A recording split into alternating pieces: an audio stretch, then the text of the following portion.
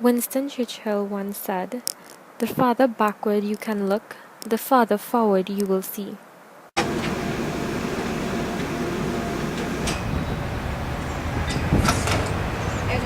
Agent Reid, we have an urgent matter at hand. There has been suspected cases of serious illnesses due to glycogen storage diseases. I need you and your team to assemble at headquarters immediately. Target, let's see what else is there.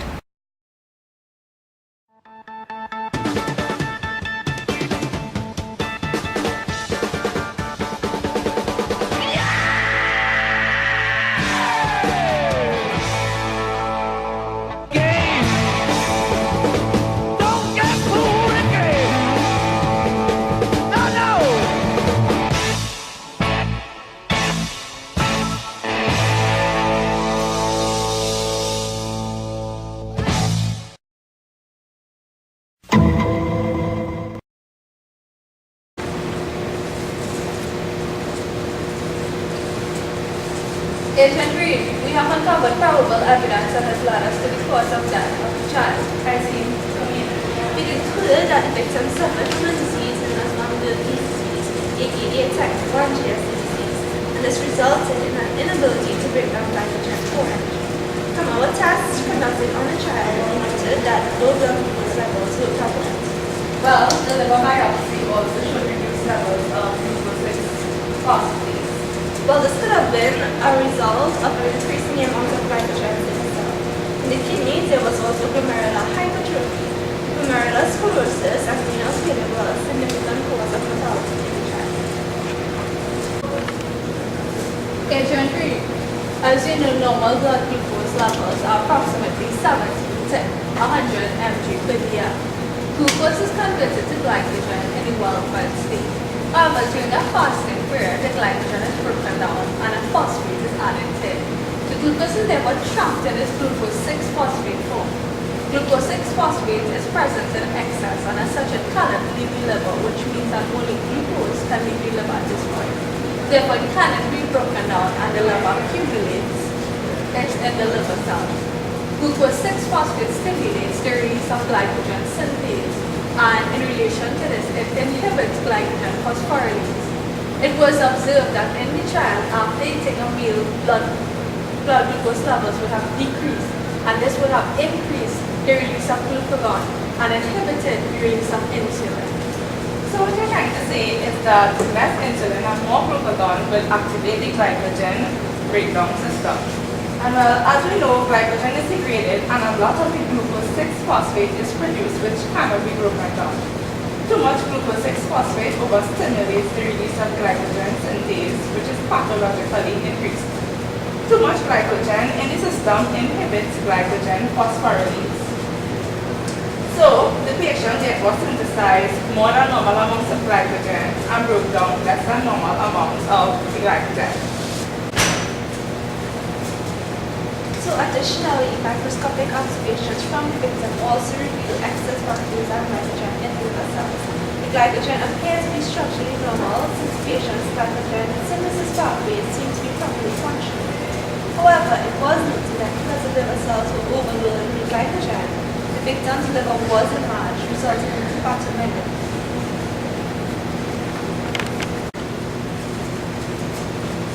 As observed, when blood glucose levels go down, many amino acids can enter the Krebs cycle, and like the glycolysis pathway moves in a reverse direction.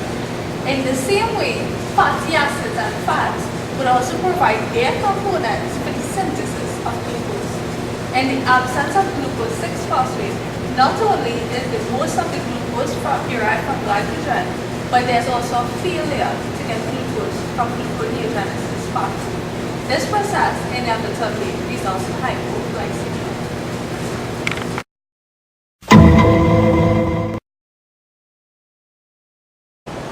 You have the right to remain silent. You have the right to a lawyer. Anything you say can and will be used against you. You do not have the right to ask any questions. You do not have the right to see anybody else.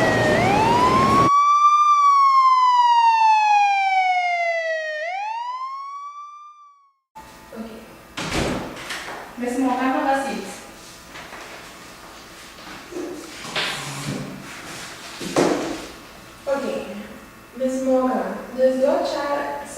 any kind, you saw any symptoms of any kind of sickness?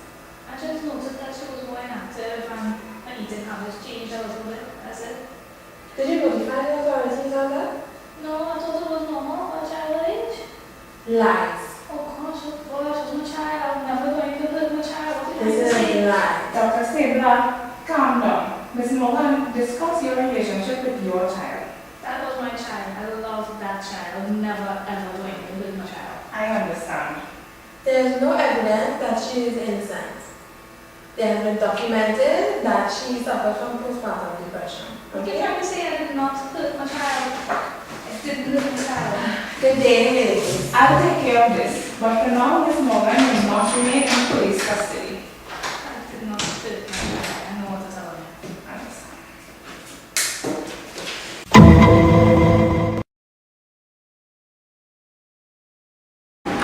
Agent Prentice, anything on Ms. Morgan's case? Well, after analyses, we found that the child suffered from Anderson's disease. Glycogen storage disease type 4 or Anderson's disease is an inherited disorder caused by a buildup of glycogen in the body cells. The accumulated glycogen is structurally abnormal and inhibits the function of certain organs and tissues, especially the liver and muscles. There are different types of GSD type 4 which are distinguished by their severity, signs, and symptoms. We found that the victim suffered from the progressive hepatic form of GSD4. The autopsy also revealed that irreversible cirrhosis had developed in the child's liver. This organ was also enlarged, which is referred to as hepatomegaly, as you know. The child was also hypotonic and underweight, not because of abuse, but because the infant had difficulty gaining weight and growing at the expected rate, that is, a failure to thrive. I always suspected Ms. Morgan was innocent. Additionally, we noted that portal hypertension had developed. So, Agent, this is an increase in the pressure within the portal vein, which transports blood from the digestive organ to the liver.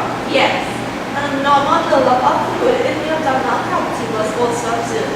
We eventually concluded that the COD was due to liver failure. This condition is inherited in an autosomal recessive pattern. Yeah, Anderson's disease is caused by mutations in the GBE1 gene. GB1 is also known as glucan-1 for alpha branching enzyme. Yes, the GBE1 gene codes for the glycogen branching enzyme. This enzyme is involved in the last step in the production of glycogen, which, as you know, is a major source of stored energy in the body. Glycogen is made up of many molecules of glucose, some of which are linked together in a straight line by alpha-1 glycoside bonds, but others branch off the main chain and form side chains. Glycogen branching enzymes are thus involved in the formation of these side chains. Glycogen branching enzymes essentially catalyze the formation of alpha-1 branching points after the breakage of alpha-1 linkages, therefore creating branches in glycogen and thus increasing the solubility. The branches structure makes glycogen more compact for storage and allows it to break down more easily when it is needed for fuel. Agent Reid, there has been another reported fatality. I need you and your team to investigate. I will fax you the info.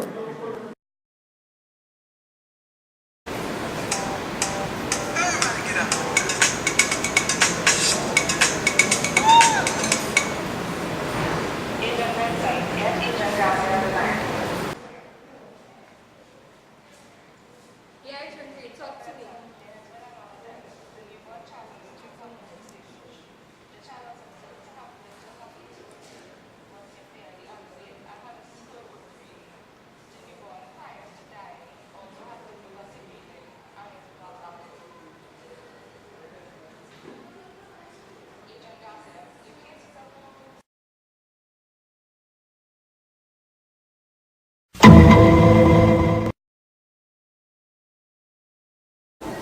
Agent Vincent, any new findings on the investigation? Well, after conducting tests on the victim, I observed that there was a buildup of glycogen in the cells of the body. This was predominant since the liver was abnormally swollen due to the victim was also reported to show severe myopathy and hypotonia from general observation of the child's muscle structure. Further testing showed that there was a reduction in the enzyme alpha-glucosidase since there was a buildup of glycogen. This enzyme is a carbohydrate hydrolase enzyme that catalyzes alpha-1 and alpha-1,6 linkages in the glycogen molecules. Since there accumulation of glycogen within the lysosomes in the cytoplasm, which eventually led to tissue destruction as seen in a child's muscle tone. The enzyme alpha-glucosidase is produced by a gene known as GAA. Mutation in this gene causes Pompe disease. Therefore, the newborn victim died from the infantile onset of Pompe disease prevalent in newborns. Therefore, since this condition is inherited by an autosomal recessive pattern, genetic analysis and karyotyping were conducted. From these results, it was seen that there were both copies of mutation of the gene present in the cells that I tested. The GAA gene is found to be on chromosome number 17 as seen from the karyotype of the victim. Is that a mutation in the GAA gene drastically reduced the production of alpha-glucosidase, and as a result, glycogen was not broken down. So, a buildup of glycogen can be toxic to cells and cause damage to organs and tissues throughout the body. Any findings on your victim, Agent Garcia? Okay, well, Agent Reid, I found that all victims suffered from a disease known as form storage disease, which is a type 3 glycogen storage disease, caused from the buildup of glycogen in the body cells. This buildup is due to an deficiency of a amino 1,6-glucosidase known as the debranching enzyme. It is noted that this enzyme moves the side chain from the stored glycogen, resulting in an inability to degrade glycogen closer than 4 units beyond the branch point, which is known as the limit texture. This enzyme usually has two catalytic activities, which are a transferase like oligo 1,4 glucanotransferase and a glucosidase, which is amylo alpha 1,6-glucosidase. We know that glycogen is used as a fuel, which is used to produce ATP during periods of energy consumption. The accumulated glycogen is structurally abnormal and this impairs the function of organs such as the liver and muscle cells. In the victim, we noticed that there was an incomplete breakdown of glycogen. We know that complete degradation of glycogen requires a concerted action of the enzymes phosphorylase and both of the debranching components which I mentioned before.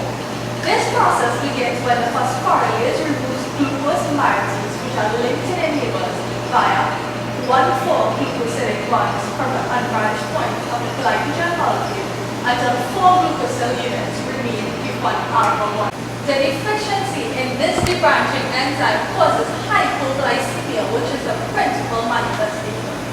Hypoglycemia is caused by the defect in glycogenolysis that results from an deficient activity of the debranching enzyme.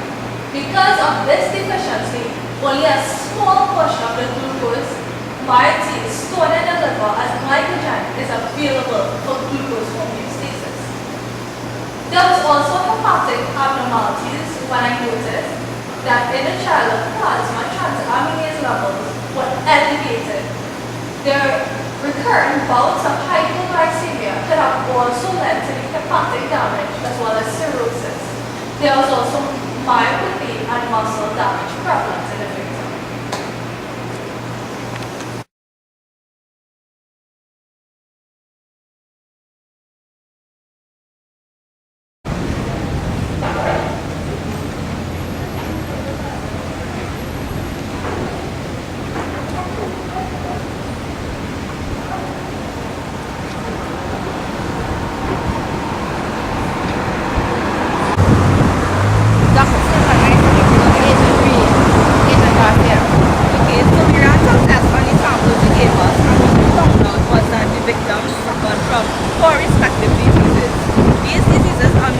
Glycogen storage diseases. So this is a file and you will take a look.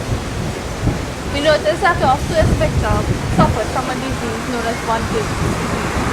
The second suffered from Alzheimer's. The third suffered from Pompe's disease, and our final victim suffered from forced storage disease. Information about these cases are